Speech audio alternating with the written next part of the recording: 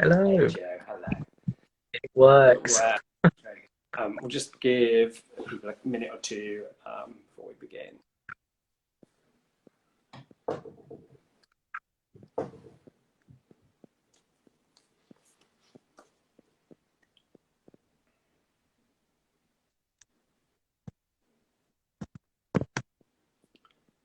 Oh, it's just started snowing here again, quite heavily. It's meant to be. It's magic. Actually, I think it's coming down here as well. Oh, There's no escape. no escape from the snow.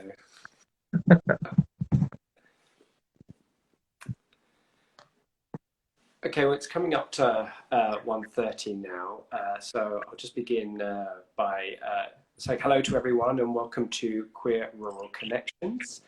Um, We are here today, and this is the sort of the first in our series of our Instagram lives, chatting with people who are working with queer rural ideas, and this is sort of academics, creatives, crossover between both, and basically a chance to sort of explore other work that's going on around the country, which connects with the work that we're doing with our project. Now, Queer Rural Connections is supported by Torch as part of the Humanities Cultural Programme, and our shows been awarded a grant by the Arts Council England.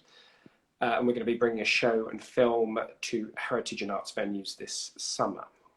Now, my name's Tim Allsop, and I use the pronouns he and him.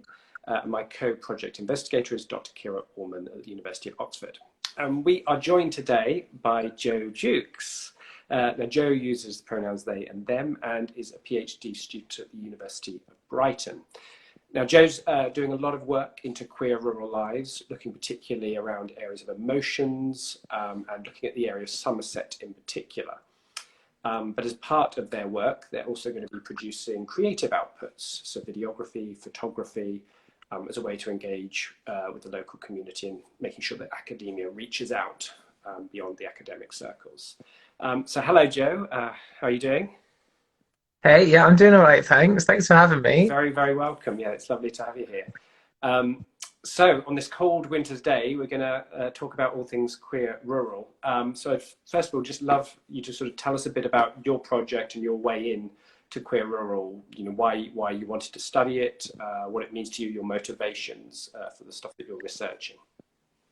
Yeah, absolutely. So, as you said, my research is centering around an area in Somerset, and next year I'll be doing what's called an ethnography there. That means that I'll be living around like mid Somerset for about 12 months, interviewing people, reconnecting with old acquaintances, hopefully, and producing some video portraits as well with my participants. But the aim of that, in a way, is academic and personal, right? Because this is also an area where I grew up and I lived there until I was 18. So there's an element of like return as well, as I'm trying to study in a way the same conditions that I grew up in and those kind of hard to place queer experiences and relationships that can exist in the countryside. Mm. So my research question is more what are those things that we kind of fail to understand in the countryside when it comes to queer experiences rather than like what we already know. Interesting. And I suppose as part of that, what do you think are the kind of dominant ways in which we still think about the countryside in terms of our values, the way we think about the landscape, all of those things? Sort of what for you seems to strike you? So I think that one of the key things that really holds our understandings of the countryside in place is the way that we consider the country to be like a very permanent idea and something that is actually sort of unchanging. So we can see that by the way that we ascribe like a kind of social conservatism to the countryside and its people, but also this kind of sense of like a pure sense of nature or of wilderness, and of like the timeless aspect of agriculture, regardless of any kind of like technical developments that have existed in the agricultural industry. So there's a kind of like permanentness there, both socially and like naturally. But aside from that, I think that really the countryside as we understand it is always in like relation to the city and the excitement of the city or the riches. And in this way, it's sort of figured as not just different, but in many ways lesser to urban centres, even though economically these two areas are probably quite linked. in terms of like cycles of people who might migrate to the city to work, and also of foods and goods and things like that. So where the city might provide like opportunities socially, suddenly we think of the countryside as being like isolated and lonely, or where the city has opportunities for jobs, the countryside is suddenly figured as something quite stagnant. So there are both like positive and negative aspects to this opposition. But I think that we tend to misimagine the countryside also as something that is maybe like negative in contrast to the city, and also overly natural in contrast to the city. That's interesting. So you're picking up there on sort of the mythologizing of the countryside that sort of happens, like this sort of, well, we see it a lot, don't we, in literature of the place. The countryside is a place people go to relax or for health or for recovery, and then they come back to the city. But what you're saying there as well is that we ascribe these values of sort of the opportunity and the more sort of space is the city versus this, and then the sort of countryside gets sort of seen as a place of neglect. Yeah, definitely. And like what you were saying about how people can choose the countryside, maybe if they live in an urban centre, is like quite crucial as well. This idea that it can be a place of like leisure and entertainment and escape, but at the end of the day, you might also be able to leave the countryside and have it be a kind of like context for life rather than something that you're engaging with like all the time. And what you said there, Tim, about the kind of mythologizing of the countryside is quite humorous sometimes for me to think about, because the way that I think about the Southwest, and I think that myth and mythology, particularly in sort of like the Cornish context, as very woven together with the landscape, is quite pertinent, to the extent that in the past few years I only really learned that King Arthur didn't exist. And I always just thought that like Glastonbury and these areas of like rolling Somerset like were in many ways actually Arthurian, rather than this being a kind of like literary or mythological tradition. That's interesting. That's fair. Yeah, I think there's a lot of the sort of folkloric with where I grew up in East Anglia. There's definitely that as well, and sort of history and mythology smudges so much that it's often hard to tell. You sort of grow up with that certain things. You think, is this history? And then you're like, oh no, this was a sort of or wives' tale that's sort of inbuilt so deeply into the culture that it sort of feels like history. So I suppose then thinking about how does that then relate to LGBT plus experience in the countryside, and what you're thinking about with your work? Could you sort of expand on that, and maybe what you expect to find, or interesting things you've already sort of come across? Yeah, so I guess the key observation here is that oftentimes when we think about like queer experiences in the countryside, we're normally thinking about ways that queer or LGBTQIA plus people are like leaving the countryside. And that's a sort of observation that comes both like socially and maybe also in ways that we like internalize in our psychology, that queer people are out of place in the countryside and then they belong in the city. So we can see that in terms of like places like Brighton, where I live, or London or Manchester, as areas full of like ways to like spend gay money or make gay friends or consume like queer entertainment in some way. But actually, when we really look at the experiences of queer people in the countryside and the ways that they have chosen to either stay or move there, we can normally find many more like surprising experiences, people that might actually make their sexuality in a way that we might immediately conceive it like secondary to their concept of who they are as a person, and maybe they privilege other aspects. So in this way, we kind of are rubbing up against what we think is a very fixed and permanent idea of the rural, but then also we actually, on the other hand, have quite a fixed idea and a permanent idea of what it is to be like a sexual or a gender minority as well. And when those two things come together, our kind of imagination starts to unravel, and all of a sudden we have to take a moment and look at how queer people are living in the countryside and the way that those two things can like come together. And I guess just to add to that point, one thing we often can observe is like the countryside is figured as a place of intolerance and maybe like violence and danger for queer people or people that like do not fit in or conform. But in terms of numbers, like cities remain more dangerous places for queer people in terms of like the raw incidences of hate crime and violence. So there are many ways that we can like trouble this immediate understanding. which I think is why research like the stuff that myself and other peers are doing can be important to provide a more fleshed out and more rurally grounded idea of like how people actually live in non-urban centres.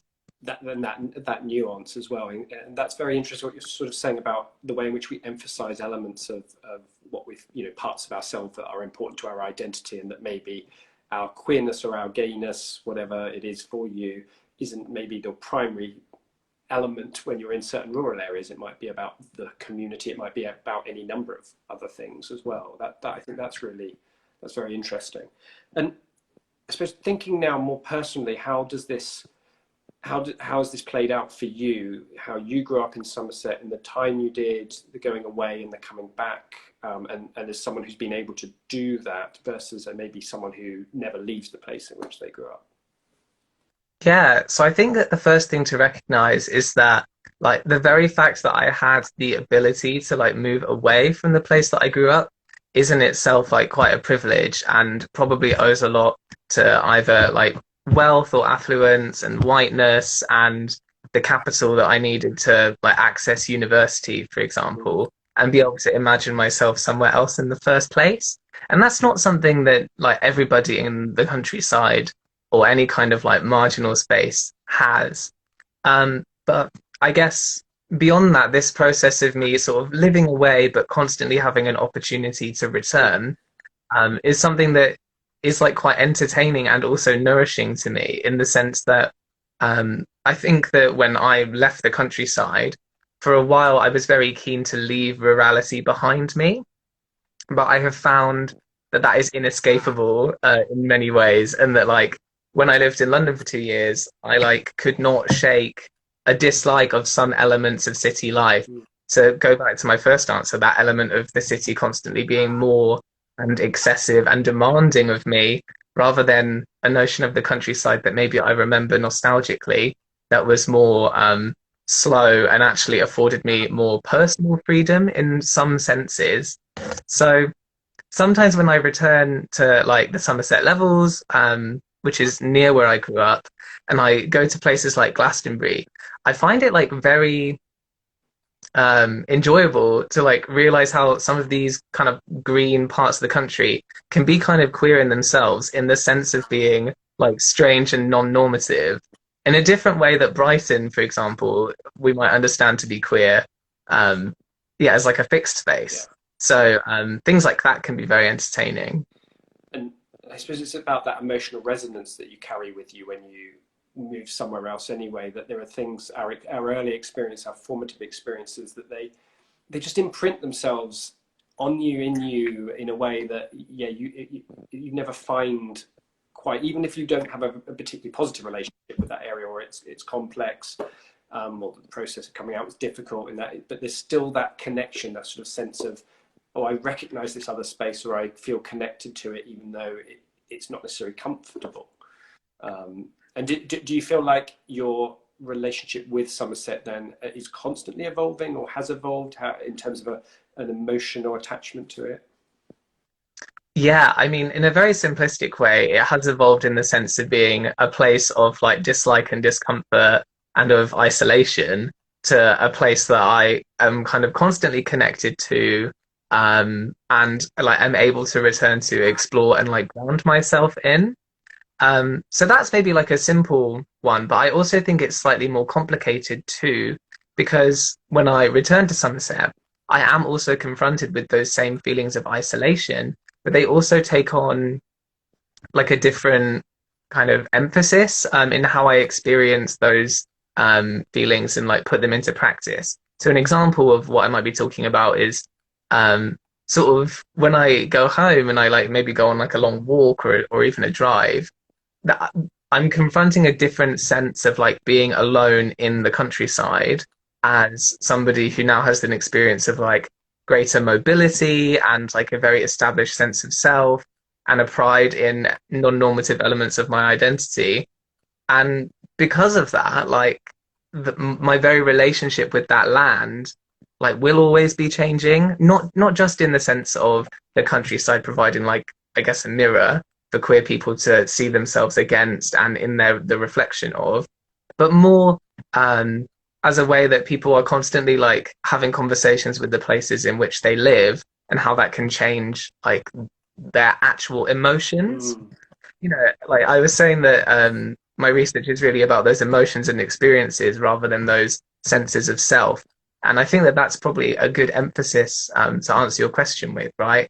That this constant connectivity and the actual lack of permanence of the rural in our minds and the way that it is constantly changing. That dialogue and that, yeah, that it feels very present in a way as well. Yeah, and that's something I connect with when you talk about that. You go back to a place and there are these other, it just shifts your emotional state with how you thought about it before as well as now. You know, it's ever changing, and I think that's, yeah, that's very sort of insightful. Mm. So how do you, or how do we consider then the rural space as something different from this sense of isolation and lack, if it's always being compared to the urban or the city space? Is this emotional currency, or what the word is that one of the ways in which we can sort of see a new value or a value that's not against the city? I mean, what ways in which would you think about the countryside not being a place of lack and isolation? Yeah, so I think to get to that kind of understanding, we need to really like question like why we think that the countryside is somewhere far away and somewhere like unconnected as well. I think that the trope is that the city is a very really connected place, but we need to ask like what forms of connection we are like prioritizing when we say something like isolation, because if we're talking about human bodies, like yes, you might find yourself quite distant from people and isolated. But if we're talking about something more to do with your connection to the land or to particular histories of the land, and as we sort of touched upon just then, your connection to yourself, and then subsequently maybe broader relations in an emotional sense rather than a proximate one, then all of a sudden we realize that there's actually a lot of connectivity in and across the countryside that doesn't actually work by a metric of like kilometers or miles, but more through like intensities and how we feel and how strongly we connect with ourselves and the environment. That might sound very like detached and mystic in some ways, but when we think about absence, for example, that there are no queer people in the countryside, I think we really just have to reckon with the fact that like that is wrong. And because of that, we need to be open to being surprised and knowing like how surprise can feel, that recognition of ourselves wherever we go. And I guess another thing that I just want to say is that, yeah, when we think about things, we have very like fixed ideas of the concepts that we're maybe talking about. But even when we think about queers in the country, like the moment that I am in Somerset, it may be helpful to think that it is a different place, both to me and to the people that were there upon my arrival. Right. So, despite the fact that we understand what a queer person is, we understand what the rural is. Again, I guess it bears repeating that these things constantly change, especially when they're not isolated and close, and when they are close to each other. Yeah, that's very powerful, and I think you're right. It's just from the study so far, just the number of queer lives historically now that we're finding out about, and the communities and the investment and in the community there. It just feels like, yes, it's just not about, we haven't been giving the visibility to it that feels actually part of the issue, which may be about a bigger conversation about how the countryside has been neglected, queer or straight, you know. Like I think that there is just this valuing that's been gone on that's sort of stressed the urban and the city over the countryside. Well, we're coming to the end. Yes, this Instagram, I will save this so this is accessible. So if people have joined who haven't managed to catch all of it, but this is part of our series of Instagram lives, meeting and talking with people about their queer rural experiences, academics, theatre makers, writers, all kinds of people. Joe, thank you so much. That's been really, really lovely to chat with you today. Where can people keep up with your work? Yeah, sure. So I mostly, I guess, tweet about the academic things that I'm involved with. So you can find me on Twitter at, I think, Joe SD Jukes or JSD Jukes. And of course, if you're watching this Instagram live, then you might have a link to my Instagram as well. So I've got to say it's a little bit less academic in tone than what I've been talking about today. That's But yeah, thank you so much for having me, Tib. I'm looking forward to the other talks that you're going to be having each Monday going forward. Yes, yeah, we're gonna be talking with people from the Merle, from Broken Futures. We're going to be talking with children's writers in the next few weeks. So yes, stay tuned. We're going to be on Mondays at 1:30. And yes, we'll make sure that we've got the link to follow Joe and the rest of your work as well. So thank you very much. All right. Cheers. Take Thanks. care. Bye.